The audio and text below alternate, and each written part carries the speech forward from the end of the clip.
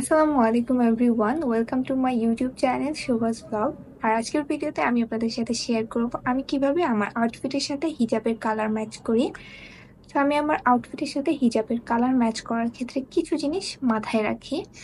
So প্রথমত আমি যেইভাবে বা যেটা আমি খুব বেশি ইউজ করি সেটা হচ্ছে কন্ট্রাস্ট করে কোনো একটা হিজাবকে সিলেক্ট করা।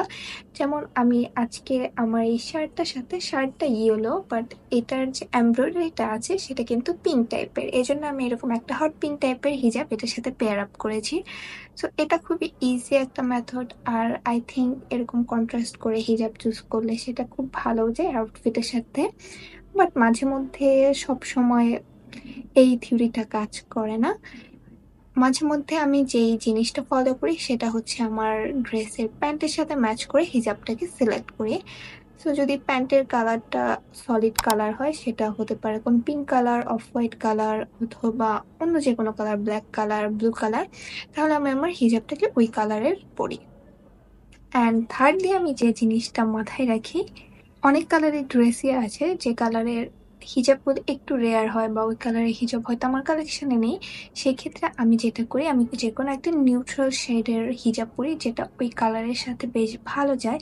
এক্ষেত্রে অফ হোয়াইট, হালকা গোল্ডেন টাইপের কালার, এসব কালার সব ধরনের ড্রেসের সাথে যায়।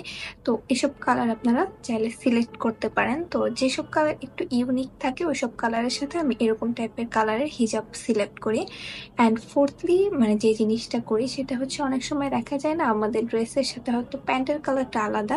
হয়তো আমি কোনো একটা হোয়াইট প্যান্টে ড্রেসটা পরেছি, বাট হোয়াইট কালারের হিজাব তো সব সময় পরা যায় না, বা আমি নিজে হোয়াইট কালারের হিজাব খুব একটা পরি না, অফ হোয়াইট পরি বাট হোয়াইট পরা হয় না। আই থিঙ্ক আমাকে হোয়াইট কালারের হিজাবে স্যুট করে না। তো এই জন্য আমি যেটা করি, ড্রেসের কালারের সাথে আই মিন মোনোক্রোমেটিক যে লুকটা আছে ওইরকম লুক ক্রিয়েট করার চেষ্টা করি। মানে আমার ড্রেস এবং হিজাবের কালারটা সেম রাখি বাট প্যান্টের কালারটা আলাদা থাকে। তো এরকম ভাবে আমি আসলে আমার হিসাবগুলোকে সিলেক্ট করি। তো এটা আসলে একটা প্র্যাকটিসের বিষয়। আপনি হয়তো আস্তে আস্তে সিলেক্ট করতে করতে এই জিনিসটা চলে আসবে যে কোনটার সাথে কোনটা ভালো লাগবে। বা আপনারা চাইলে কালার থিওরি মেনটেন করতে পারেন। আমাকে কমেন্ট করে জানাবেন যে আমি কালার থিওরি নিয়ে আপনাদেরকে আরো কোনো ভিডিও দিব কিনা।